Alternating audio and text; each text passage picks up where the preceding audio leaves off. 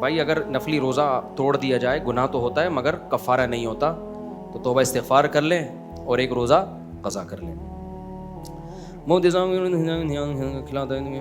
نیاز کا کھانا مت کھایا کرو.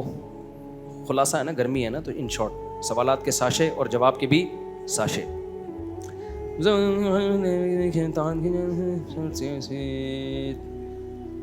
بھائی اگر جسم سے منی خارج ہو جائے نا شہوت کے ساتھ تو غسل بھی فرض ہوتا ہے اور اس جگہ کو دھونا بھی لازم ہوتا ہے. مجھے توحید کا انکار کرتے ہیں, مجھ کو مسلمان کہلاتا ہے, وہ زندگی ہو گیا, اس نے فرض کیوں نہیں کیا, تو اس سے بائیکاٹ فرض کیوں نہیں جیسے کہ قادیانی سے. دیکھو جو مسلمانوں میں شرک کرتا ہے وہ بھی مرتد ہو جاتا ہے, لیکن جو شرک کرتے ہیں نا وہ واضح لفظوں میں کرتے نہیں ہیں, جب ان سے پوچھا جائے تو بات کو گھما دیتے ہیں, تو اس لیے ان کا حکم قادیانیوں سے جدا ہے. اس لیے عادرہ خاتون آئی سی یو میں ہیں, دعا کی درخواست, دل سے دعا ہے جل تعالیٰ ان کو شفا عطا فرمائے. ڈاکٹر اسرار احمد نے کہا ہے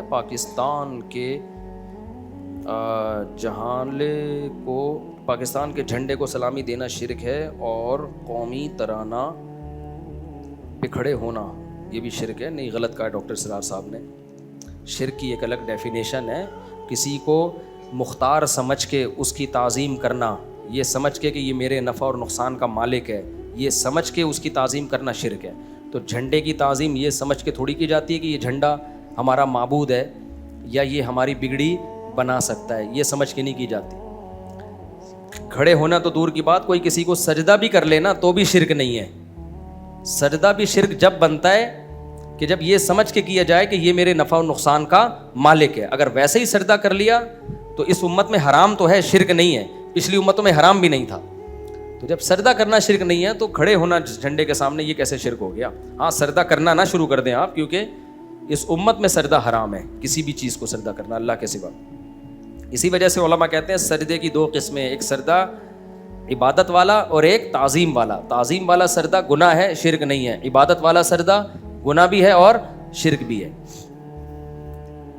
میرے بھائی آپ اپنی قرآن ایپ کیوں نہیں بناتے, اس سے بہت لوگوں کو فائدہ ہوگا. عثمان بھائی کو کہتا ہوں میں یہ, ٹھیک ہے, ہماری جماعت لاہور سے آئی ہے, آپ سے ملاقات کرنا چاہتی ہے. یار روزانہ ماشاءاللہ جماعتیں آ رہی ہیں, میں اگر سب سے ملاقات کروں گا تو میں کسی سے ملاقات کے قابل نہیں رہوں گا. تو میں اگر سب سے ہر وقت ملتا ہے, ماشاءاللہ جماعتیں اتنی محرم میں نکلتی ہیں, روزانہ جماعتیں آ رہی ہیں, تو میں اگر سب سے ملتا رہوں گا تو میں کسی سے ملنے کے قابل, پھر بھی کوشش کرتا ہوں ملاقات کی انشاءاللہ. اثر میں دیکھتے ہیں. سوشل میڈیا کے ذریعے امت کی فکر کا خیال کیسا ہے, جبکہ حدیث کا مفہوم ہے پہلی امت کے آخری طبقے کی اصلاح بھی اسی طریقے سے ہوگی جیسے پہلے ہوئی ہے. بالکل صحیح حدیث ہے, یہ نبی کی حدیث نہیں ہے, یہ امام مالک کا قول ہے. لن یصلح آخر هذه الامة الا كما صلح الاول, امت کا آخر بھی ایسے ہی ٹھیک ہوگا جیسے پہلا حصہ ٹھیک ہوا ہے. تو اس کا یہ مطلب نہیں ہے کہ امت آخر میں گدھے گھوڑوں پہ سفر کر کے تبلیغ کرے گی تو تبلیغ ہوگی, ورنہ نہیں ہوگی. پچھلی امت نے تو گدھے گھوڑوں پہ سفر کر کے تبلیغ کی ہے نا, ہم جہازوں پہ کر رہے ہیں. تو امام مالک کی بات کا یہ مطلب نہیں ہے کہ آپ جدید ذرائع کا استعمال چھوڑ دیں. آج الیکٹرانک میڈیا بھی ایک ذریعہ ہے, تو ذریعے تو جدید ہی استعمال کرنے پڑیں گے آپ. پھر وہ کیا مطلب ہے صحیح, وہ پھر کسی اور وقت بتائیں گے انشاءاللہ. ہمارے والد کا انتقال ہوا ہے, ہم 7 بھائی اور ایک بہن ہے, لیکن بھائی وراثت کا, اچھا وراثت کا جو بھی مسئلہ ہے نا وہ لکھ کے دے دیا کرو, ریٹرن میں جواب مل جائے گا, یہاں جمع کرا دیا کرو لکھ کے, ٹھیک ہے نا. پہلے لڑکی کے پاس ذاتی موبائل ہونا معیوب سمجھا جاتا تھا, اب کوئی برا نہیں سمجھتا, اور برائی بھی اس سے بہت پھیل رہی ہے, اس میں کوئی شک نہیں ہے. کنواری لڑکیوں کے پاس جو موبائل آ گئے ہیں, میں نہیں کہہ رہا ساری لڑکیاں خراب ہو رہی ہیں, لیکن بہت سی خراب ہو بھی رہی ہیں. اب میں یہ تو نہیں کہتا کسی کو پاس موبائل چھوڑو ہی نہیں, اس میں ہر ایک کے حالات مختلف ہوتے ہیں, تو بہتر تو یہ کہ نہ ہو موبائل ان کے پاس, لیکن اگر ہے بھی تو نگرانی کرو اس کی. ابا کو چاہیے وہ بیٹی کو بتا دے, بیٹا میں تمہارا موبائل چیک کرتا رہوں گا. خاص طور پہ بیٹی کسی سے فون پہ بات کر رہی ہے, ابا آئے اور یوں کر کے اس نے یوں گھما دیا, تو پھر بولو بیٹا یہ کیا بات ہے, مجھے دکھاؤ یوں کیوں ہو رہا ہے. اور ظرف اتنا بڑا رکھو کہ بیٹی اگر کہے ابا فلانے سے بات ہو رہی تھی مجھے وہ پسند ہے, تو رکھ کے چماٹ نہ مارو, اس کو بولو ٹھیک ہے بیٹا, تو اس کا یہ طریقہ ٹھیک نہیں ہے, یوں موبائل گھما رہی ہو. تو اس کا طریقہ یہ ہے کہ میں تمہاری اماں مجھے پسند تھی, تو آج وہ کیا ہیں, تمہاری اماں ہے, تو وہ لڑکا جو ہے مجھے اس کا نمبر دو, انسان کا بچہ ہوگا, دیکھ لیتا ہوں, پیغام بھیج دے گا, تمہاری شادی ہم کر دیں گے. یہ آپشن بچی کو دو تاکہ وہ چوریوں چکاریوں پہ نہ آئے, اس کو غلط راستے مت بتا. ہمارے ایک بہت پرانا واقعہ, ایک ریلیٹیو تھے, اس وقت تو فون اتنے زیادہ ہوتے بھی نہیں تھے, گھر میں PTCL ہوتا تھا, اس میں بڑے مسائل ہوتے تھے, اتنا غلط استعمال کرنا آسان نہیں تھا اس کو. تو کیا ہوا کہ ایک بچی کہیں PTCL پہ کہیں انگیج ہو گئی. ابا کو پتہ چلا تو ایک دم غیرت میں نہیں آیا, یار یوں کر کے تمہاری ایسی کہ چنگیز خان بن گئے نا. ابا نے دیکھا کہ جب بھی آؤ تو یوں جیسی آتا ہوں ٹھک کر کے فون رکھ دیتی ہے. ابا کو شک ہوا, ابا نے بیٹی کو بٹھایا, بولا بیٹا مجھے اس کا نمبر دو, میں کچھ نہیں کروں گا, کوئی ڈانٹوں گا نہیں, کوئی ماروں گا نہیں. یہ سچا واقعہ ہے, میں ہوائی پھینک نہیں رہا یہاں بیٹھ کے, انسان کے بچے ایسا کام کرتے ہیں. بیٹی نے نمبر دے دیا, انہوں نے فون گھمایا.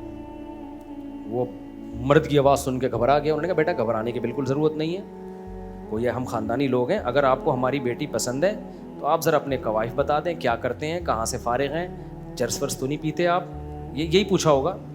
تو ہم خاندانی لوگ ہیں, تو اپنے والدین سے ملا دیں, تو سیدھا پیغام لے کر آؤ آپ. تو اس نے کہا ٹھیک ہے انکل, انسان کا بچہ تھا, لڑکی کے جذبات سے کھیل نہیں رہا تھا. چلے گئے, شادی ہو گئی, 25-30 سال ہو گئے اس واقعے کو. آج ان کے بچے بڑے ہیں اور ماشاءاللہ بیٹوں کی شادیاں ہو گئی, ہنسی خوشی ان کی زندگی گزر رہی ہے. اگر وہ ابا یہ کرتے, موبائل لے کے اے تیری ایسی کی تیسی, کون ہے وہ بغیرت, اور یہ ڈرامے لچا رہے ہوتے, تو اس سے فساد ہی آنا تھا.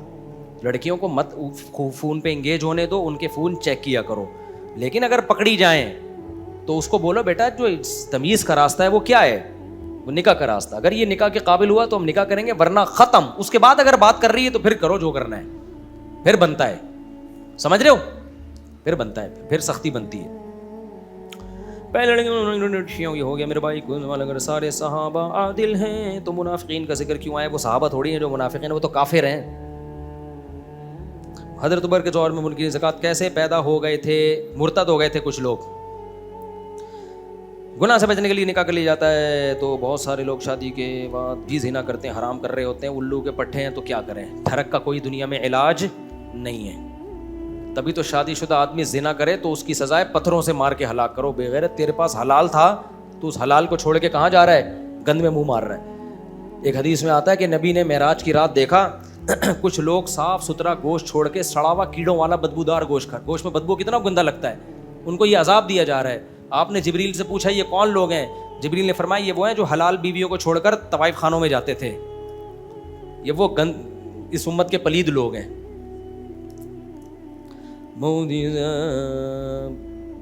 سوال یہ ہے کہ آن لائن کاروبار کو بیسیوں قسمیں ہیں یار, پوچھا کرو اس طریقے سے آن لائن کاروبار کیسا ہے, آن لائن میں جائز بھی ہے ناجائز بھی ہے. سوال بلمی کہتے لیکن آپ نے جواب نہیں دیا تھا کہ حدیث میں آتا ہے کہ حاکم کی اطاعت کرو چاہے کیسا ہی کیوں نہ ہو. تو کیا یہ حدیث حضرت علی کو نہیں معلوم تھی؟ انہوں نے حضرت صدیق اکبر کی خلافت کو تسلیم نہیں کرا تھا, 6 ماہ تک ناراضی تھی. اس طرح حضرت معاویہ نے حضرت علی کی خلافت کیوں نہیں تسلیم کی؟ کیا یہ حدیث کی مخالفت نہیں ہے؟ حدیث کا مطلب یہ ہے کہ جو حاکم ہے اس کی اطاعت کرو. تو جب حاکم مان لیا نا, حضرت معاویہ تو اپنے علاقے کے حاکم تھے, وہاں حضرت علی کی حکومت تھی نہیں, تو اس لیے حضرت معاویہ پر باغیوں کا اطلاق, وہ کہتے تھے کہ میں باغی نہیں ہوں, کیونکہ اس علاقے میں حکومت کس کی ہے؟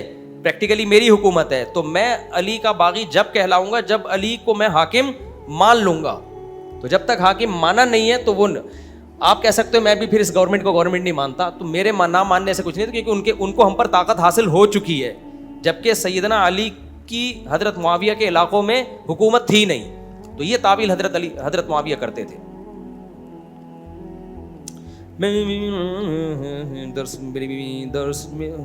میری بیوی درس فرماتی تھی, جبکہ کیا لکھا ہوا ہے یار, رائٹنگ ایسی ہو گئی ہے نا, ابے پڑھ کے سناؤ.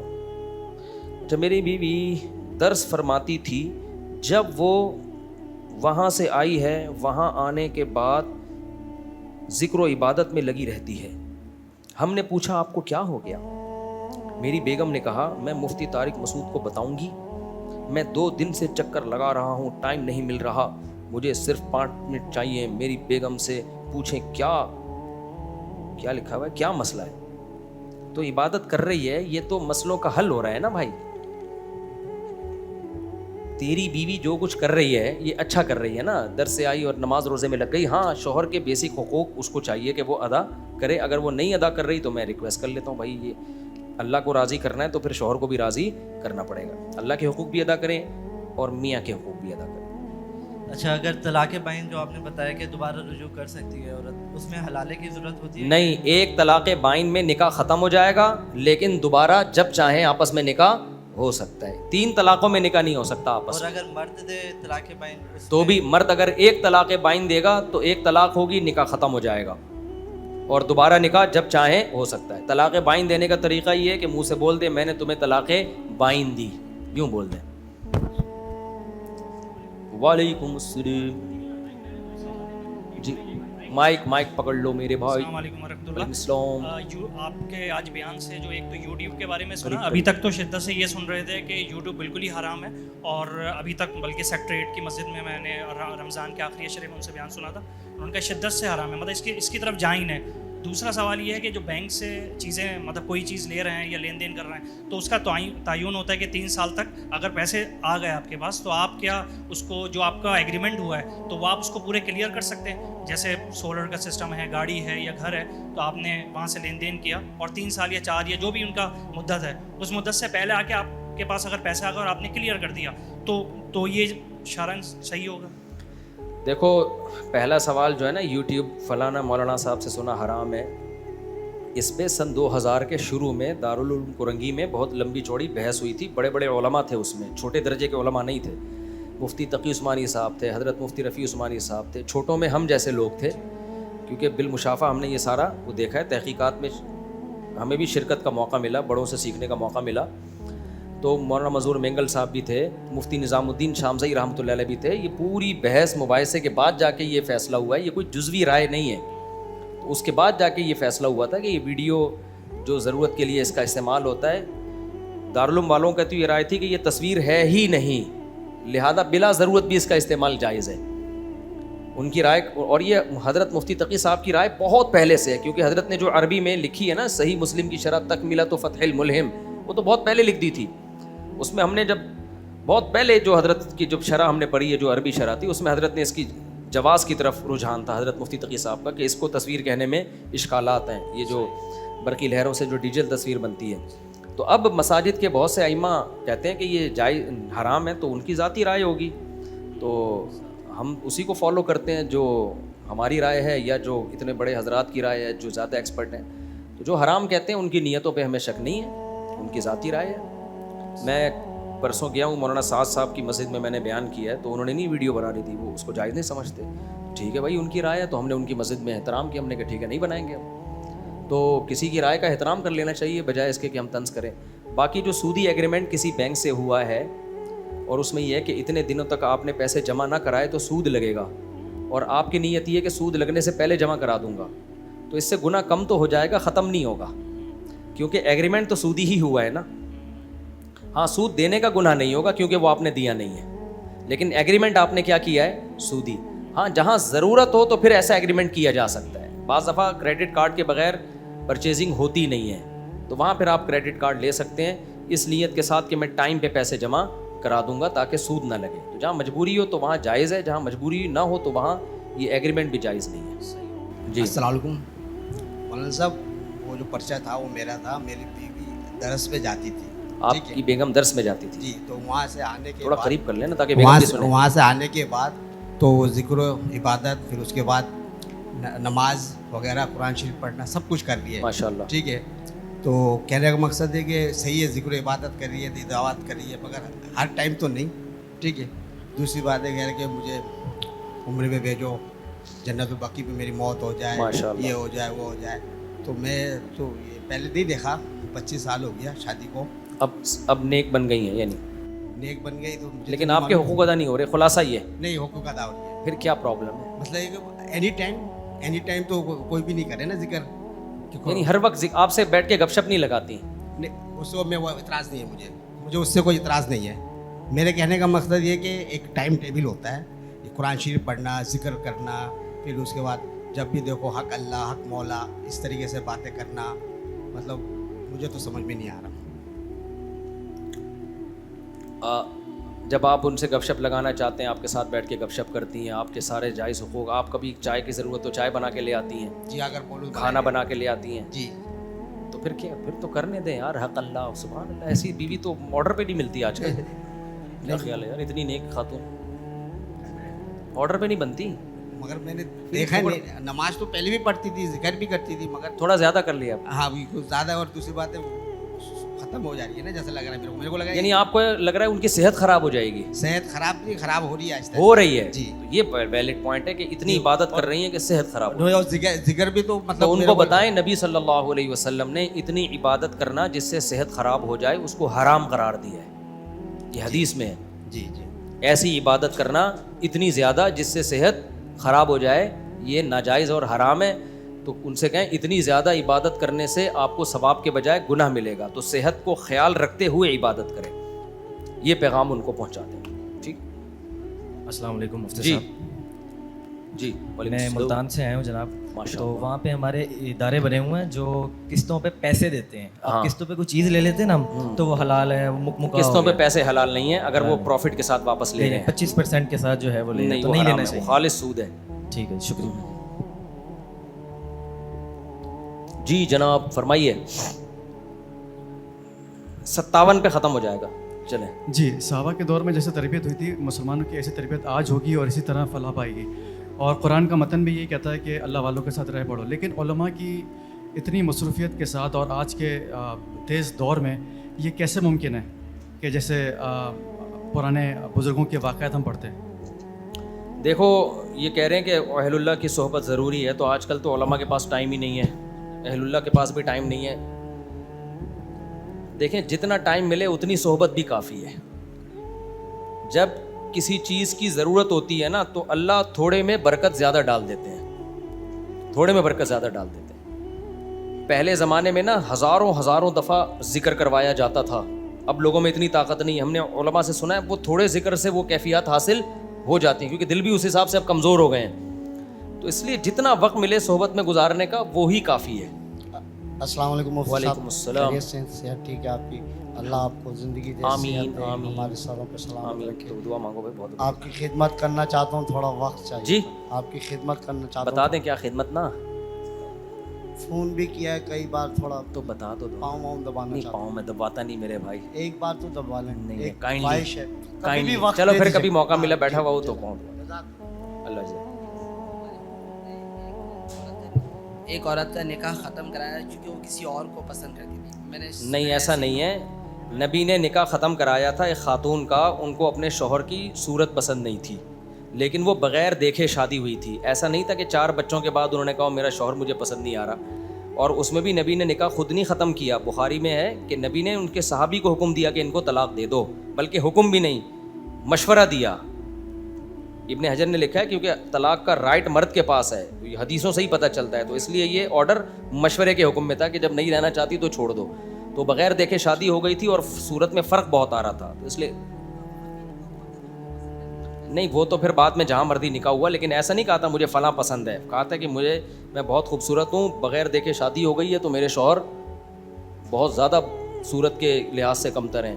तो नबी ने उनको शौहर को कहा था भाई छोड़ दो। वहाँ भी नबी ने खुद निकाह ख़त्म नहीं किया है, तो मशवरा दिया जा सकता है मियाँ को कि यार छोड़ दो। मुफ्ती साहब, इस्तिखारा के बारे में बताया कि इस्तिखारा कैसे करना है, और इसकी जो है ना ख्वाब में आता है कि ये काम करना है या नहीं करना इस्तिखारा है। में ये है कि और एक और मुफ्ती साहब के इस्तिखारा किसी और से करवा सकते हैं या खुद कर ले तो बेहतर है? नहीं, इस्तिखारे में ये होता है 2 रकत पढ़ो, दुआ मांगो, वो मखसूस दुआ, अल्लाहुम्मा इन्नी अस्तखीरुका बिइल्मिक, और उसमें ये अल्फाज हैं जो अल्लाह जो बेहतर है वो मुक़द्दर कर दे, हासिल उसका ही। उसके बाद ना कोई ख्वाब है ना कोई मशवरा है, अल्लाह की तरफ से करना वही है जो समझ में आ रहा है। समझ रहे हो? पहले भी इस्तिखारे से पहले भी वही करना है जो समझ में आ रहा है, इस्तिखारे के बाद भी वही करना है, क्योंकि इस्तिखारा अल्लाह से मशवरा नहीं है, अल्लाह से दुआ है।